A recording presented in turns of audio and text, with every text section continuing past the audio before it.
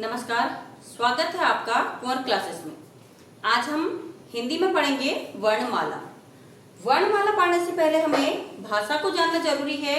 भाषा क्या है? तो भाषा एक ऐसा साधन है जिसके द्वारा हम अपने विचारों को प्रकट करते हैं और दूसरों के विचारों को ग्रहण करते हैं। अर्थात भाषा के द्वारा ही हमारी परस्पर अंतःक्रिया होती है, जिसे इंटरेक्शन कहा जाता है। आप देखिए, यदि भाषा का क्रम देखें तो भाषा की एक सार्थक इकाई होती है। तो इसे देखते हैं, भाषा की सार्थक इकाई।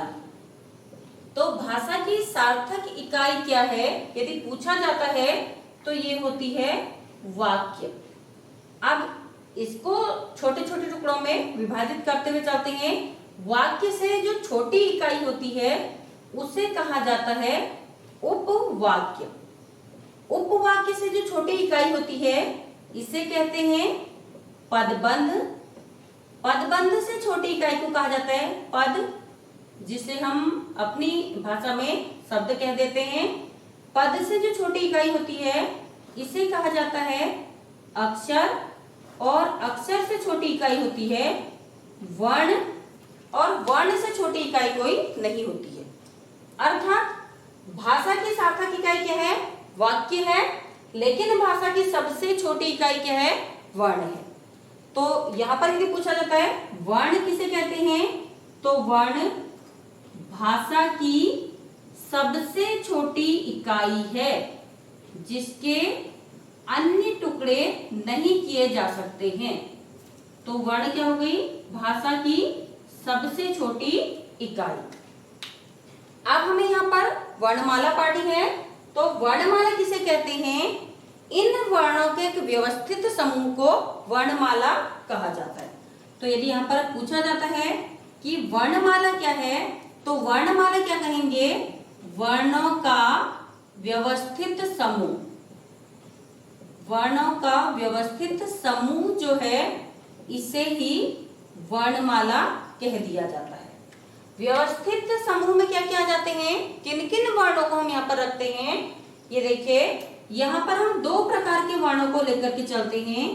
एक होते हैं स्वर, और दूसरे प्रकार के जो वर्ण होते हैं ये होते हैं व्यंजन। आज हम वर्णमाला में स्वरों का अध्ययन करेंगे। तो पहले जानते हैं कि स्वर क्या है और व्यंजन क्या है। तो स्वर क्या होते हैं? जिन वर्णों के उच्चारण में वायु मुख विवर से बिना अवरोध के बाहर निकल जाती है, कोई रुकावट नहीं होती है, वो क्या होते हैं? स्वर होते हैं। और जिन वर्णों के उच्चारण में वायु क्या होती है? मुख विवर में कुछ अवरोध के साथ आती है, कोई घर्षण के साथ आती है, तो वो क्या कहलाते हैं? व्यंजन। तो अभी यहाँ पर हमें स्वरों का अध्ययन करना है। तो कैसे वर्ण? वे वर्ण जिनके उच्चारण में वायु मुख विवर से बिना उच्चारण के बाहर निकलती है, बिना अवरोध के, बिना अवरोध के बाहर निकलती है, तो ये कहलाते हैं स्वर। और व्यंजन में क्या आ जाएगा? जिनमें अवरोध उत्पन्न हो जाता है वो कहलाते हैं व्यंजन। अब देखिए स्वर क्या क्या है। स्वरों की संख्या होती है 11। अ, आ, ई, उ, री, ए, आई, ओ, औ। ये क्या हो गए? 11 स्वर हो गए हैं। इसके बाद क्या आते हैं? यदि हम पढ़ते हैं तो जब हम पढ़ते हैं वर्ण, स्वर जब पढ़ते हैं, स्वरों के अंत में हम क्या पढ़ते हैं? ओ, औ के बाद क्या पढ़ते हैं? अंक, अह। तो दो वर्ण ऐसे होते हैं जिन्हें न हम स्वर में गणना करते हैं और न व्यंजन में गणना करते हैं। अर्थात स्वरों और व्यंजनों के बीच के जो वर्ण रह जाते हैं वे क्या हैं? अंक और अह। इनके बारे में जानते हैं कि ये क्या है।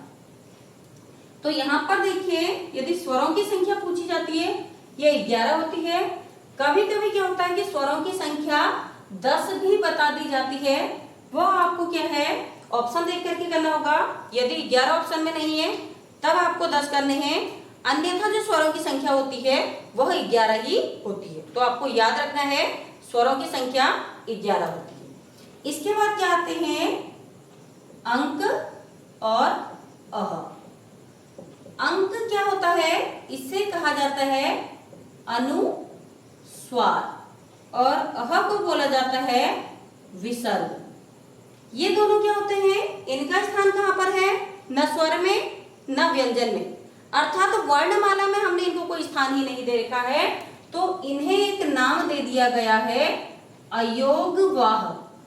क्योंकि वर्णमाला में जब हमने इन्हें स्थान नहीं दे रखा है तो वर्ण कहना उचित नहीं होगा, तो यहाँ पर इनके लिए एक नाम दे दिया गया है अयोगवाह।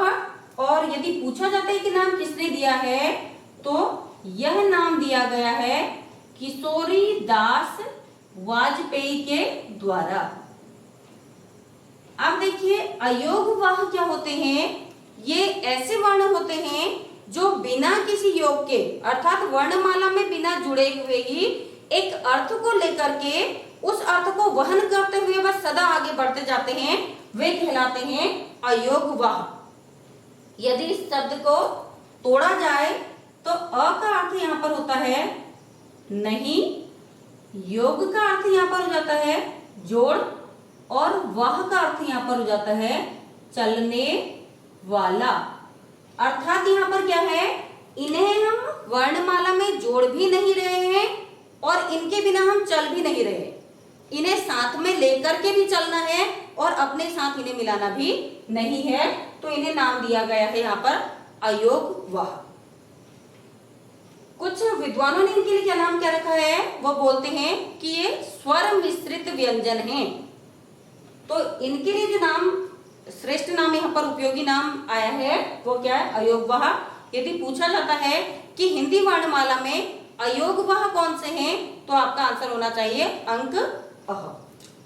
इसके बाद यहाँ पर एक चिन्ह आपने ऐसा देखा होगा, इसको बोला जाता है, देखिए यहाँ पर अंक में सिर्फ आपको एक बिंदु दिखाई दे रहा है, अह में पीछे से 2 बिंदु दिखाई दे रहे हैं, यहाँ पर एक चांद बना है, चांद में एक बिंदु है, हम अपनी भाषा में इसको चंद्र बिंदु कह देते हैं, लेकिन यहाँ पर इसको बोला जाता है अनुनासिक, और क्या इनको बोल दिया जाता है अनुनासिकता वर्ण। क्यों कहते हैं, इसके उच्चारण में नाक और मुंह दोनों का प्रयोग किया जाता है, इसलिए इसको कहा जाता है अनुनासिक। कभी कभी इसको क्या बोल देते हैं अर्ध अनुस्वार भी इसको कहा जाता है। यदि पूछा जाता है कि अर्ध अनुस्वार कौन सा है, तो जो चंद्र बिंदु होता है जिसे अनुनासिक वर्ण कहा जाता है वही आ जाता है अर्ध अनुस्वार। इसके बाद पूछा जाता है कि हिंदी वर्णमाला में आगत स्वर कौन कौन से हैं, तो यहाँ पर आगत स्वर एक ही होता है, बिल्कुल चंद्र बिंदु जैसा है, लेकिन इसके ऊपर बिंदु नहीं है। चांद आपको दिखाई देगा पर बिंदु नहीं है, इसको बोला जाता है ओ। अर्थात जैसे हम उच्चारण करते हैं डॉक्टर, तो यहाँ पर इसको डॉक्टर नहीं कह करके डॉक्टर कहा जाता है। तो आगत स्वर कितने हैं हमारी हिंदी वर्णमाला में, केवल एक है। ये हो गए हमारे स्वर। अब देखते हैं स्वरों का विभाजन। तो स्वरों का जो विभाजन है वह 4 प्रकार से किया गया है। तो 4 प्रकार कौन से हैं? एक तो सबसे पहला आता है उच्चारण काल के आधार पर, दूसरा आ जाता है स्वरों का विभाजन। तो यहाँ पर देखिए 4 प्रकार से हम स्वरों का विभाजन करेंगे और हर एक प्रकार को हम विस्तार से पढ़ेंगे। तो सबसे पहला आ जाता है यहाँ पर उच्चारण काल के आधार पर, दूसरा यहाँ पर आ जाएगा आधार पर, दूसरा आता है उत्पत्ति के आधार पर,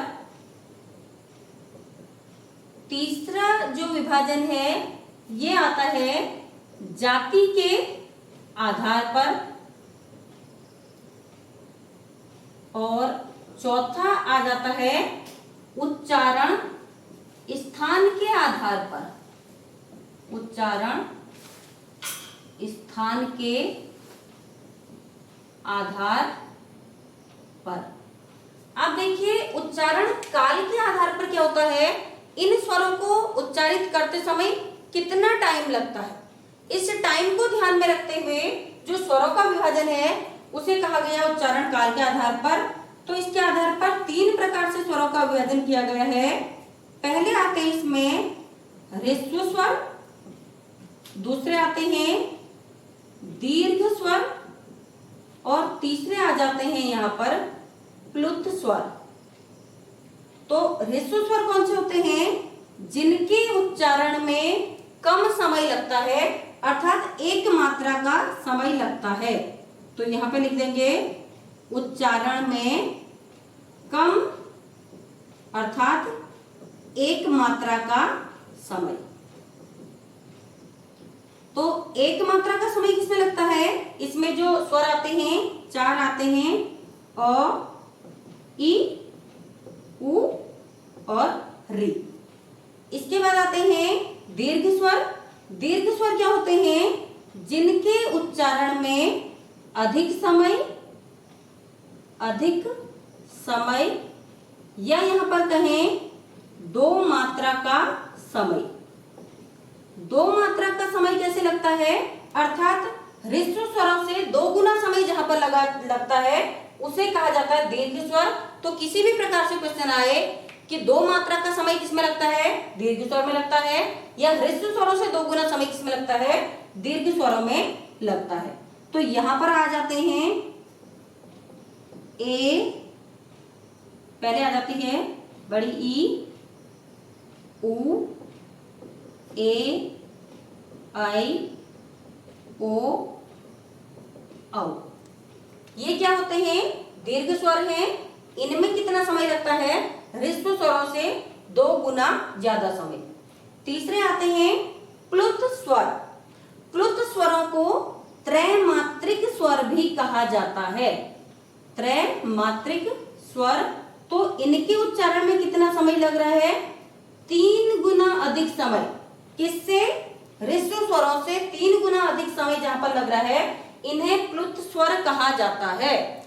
प्लुत स्वर को किस प्रकार से लिखा जाता है, या तो इसे ऐसे लिखा जाता है, या हिंदी वर्णमाला में जो अंक आते हैं उनमें 3 की आकृति से इसको बनाया जाता है। जैसे बोल दिया जाता है ओम, अर्थात लंबे समय को करने के लिए ओम बोल दिया जाता है। तो यहाँ पर प्लुत स्वर का प्रयोग किया जाता है।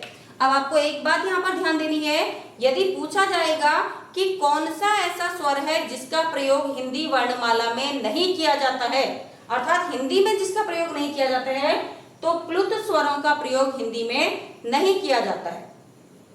तो नहीं किया जाता है, इसको यहाँ पर रखने का उद्देश्य क्या है, तो इसका प्रयोग गायन की विधाओं में किया जाता है। विशेषकर सामवेद में इसका प्रयोग देखने को मिलता है।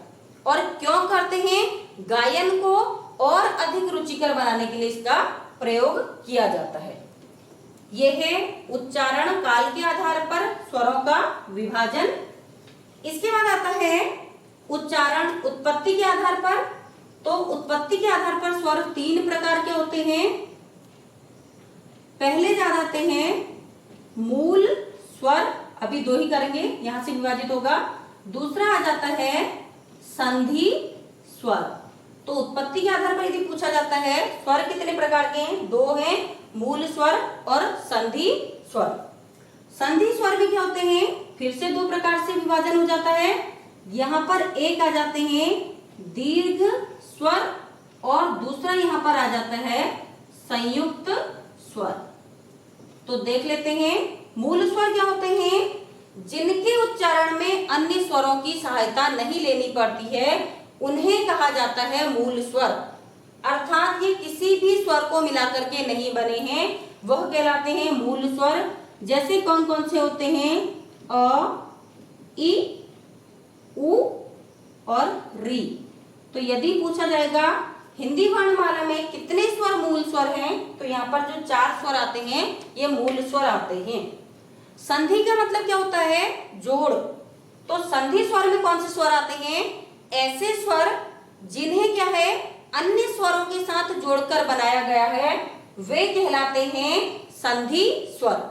अब संधि स्वर में क्या होते हैं, दीर्घ संधि स्वर क्या होते हैं, जो सजातीय स्वरों के योग से बनते हैं, सजातीय स्वरों के योग से। सजातीय स्वर कैसे होंगे, जैसे यहां पर आता है आ, अ और अ को मिलाकर के आ, ई, छोटी ई को दो बार मिलाएंगे ई तो बन जाएगा ई, और उ को मिलाकर के बनता है उ। तो अर्थात एक से स्वरों को मिलाकर के जो स्वर बनते हैं वह कहलाते हैं संधि स्वर, और संधि स्वर में कैसे आ जाएंगे आपके दीर्घ संधि स्वर। इसके बाद आते हैं संयुक्त संधि स्वर, अर्थात विजातीय स्वरों के योग से जो बनते हैं, विजातीय स्वरों के योग से। विजातीय स्वर कैसे, अलग अलग स्वर मिलेंगे, जैसे यहां पर आता है ए, आई, ओ, औ। ए क्या होता है, अ और ई को मिलाएंगे तो ए बन जाता है, अ और ए को मिलाया तो आई, अ और उ को मिलाकर के ओ बनता है, अ और ओ को मिलाकर के औ बनता है। तो ये क्या है पूछा जाएगा, तो कितने कितने स्वर हैं, 4 मूल स्वर होते हैं, 3 दीर्घ स्वर होते हैं और 4 संयुक्त स्वर होते हैं। ये है हमारा उत्पत्ति के आधार पर। इसके बाद आता है जाति के आधार पर स्वरों का विभाजन। तो जाति के आधार पर 2 प्रकार के स्वर होते हैं, सजातीय और विजातीय। यहाँ पर 2 प्रकार के आएंगे, सजातीय और विजातीय। सजातीय स्वर क्या होते हैं, जिनका उच्चारण एक से स्थान और एक से प्रयत्न से होता है वे कहलाते हैं सजातीय, और जिनका उच्चारण अलग अलग स्थान और अलग अलग प्रयत्न से होता है वो होते हैं विजातीय। जैसे यहां पर आता है अ, आ, ई, उ। ये हैं सजातीय। विजातीय में आते हैं ए, आई, ओ, औ। अब यदि उच्चारण करें तो ये एक से स्थान से उच्चारित होते हैं और इनमें प्रयत्न भी ऐसा होता है, जैसे अ, आ, ई, उ। ये हैं आपके सजातीय। ए, आई, ओ, औ अलग अलग स्थान से उच्चारित हो रहे हैं तो ये स्वर आ जाते हैं आपके विजातीय। इसके बाद आ जाता है उच्चारण स्थान के आधार पर। उच्चारण स्थान कैसा होता है, जब भी हम किसी शब्द को बोलते हैं तो यहां पर क्या हो जाता है, हमारी जिह्वा जो है मुंह के अलग अलग भागों को टच करती है। तो जिन भागों को टच करती है उनके आधार पर जो स्वरों का विभाजन कर रखा है ये कहा गया है उच्चारण स्थान के आधार पर। इसमें पहला आ जाता है कंठ, दूसरा है तालव्य, तीसरा है ओष्ठ, चौथा है कंठ तालव्य और 5वां है कंठोष्ठ। ये देखिए याद करने भी आपके लिए आसान है। आ आते हैं कंठ से, ई आते हैं तालव्य से, उ आते हैं ओष्ठ से, आई आते हैं कंठ तालव्य से, और औ आते हैं कंठोष्ठ से। यदि ऐसे आपको याद नहीं होता है तो आप प्रैक्टिकली नहीं देखिए। आ का उच्चारण करते समय हमारे कंठ अर्थात हमारे गले पर एक प्रेशर पड़ता है। आवाज कहां से निकल रही है, आपके गले से निकल रही है, तो इसलिए इन्हें कहा गया है कंठ। तालव्य जो ऊपर वाला हिस्सा होता है हमारे मुंह का उसे बोला जाता है तालु। तो ई करने में जीभ थोड़ा सा ऊपर को टच करती है, तालु को टच नहीं करती है लेकिन थोड़ा सा ऊपर को मुड़ती है, तो यह तालव्य ई। ओष्ठ हमारे होठों को बोला जाता है ओष्ठ। तो ओष्ठ क्या आ जाते हैं, उ उ। उच्चारण करते समय आपको लग रहा होगा कि होठ बाहर की तरफ आ रहे हैं, उ उ। कंठ तालव्य, जहां पर हमारा गला और तालु दोनों क्या हो रहे हैं, जीभ के द्वारा कहीं ना कहीं टच हो रहे हैं। यह आवाज जो हो रही है कंठ और तालु को स्पर्श करते हुए आ रही है, कंठ तालव्य हो गए, जैसे ए आई। इसके बाद आता है कंठोष्ठ, कंठ और ओष्ठ यानी गला और होठ दोनों के द्वारा जो स्वर बाहर आ रहे हैं कंठोष्ठ, ये होते हैं ओ औ। तो यहां पर हमने देखा वर्णमाला और वर्णमाला में स्वर और स्वरों का विभाजन।